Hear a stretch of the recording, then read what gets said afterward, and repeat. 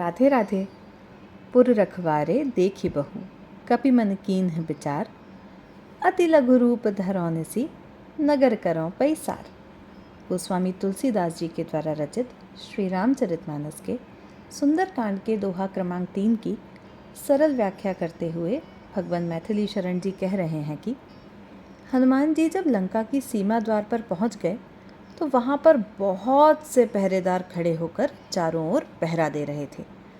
यद्यपि हनुमान जी में अतुलनीय शक्ति है, पर उन्होंने यह विचार किया कि मैं यहाँ पर किस तरह प्रवेश द्वार से अंदर जाऊं।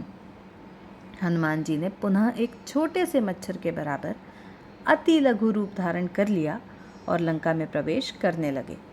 पर लंका के राक्षसों में अति सूक्ष्म को भी देख लेने की अद्भुत क्षमता तो थी, पर वह केवल दूसरों को, अपनों के या अपने बड़े से बड़े अपराधों को भी न देख पाना या न देखने की इच्छा ही रावणत्व है।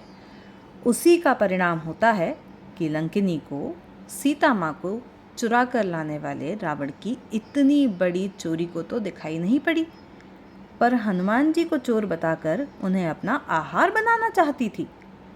हनुमान जी की अपनी एकनिष्ठ राम निष्ठा के मुक्के से उसकी बौद्धिक विकृति को समाप्त करने के पश्चात उसको स्वस्वरूप का ज्ञान कराकर उसी के निर्देशानुसार लंका में प्रवेश करते हैं।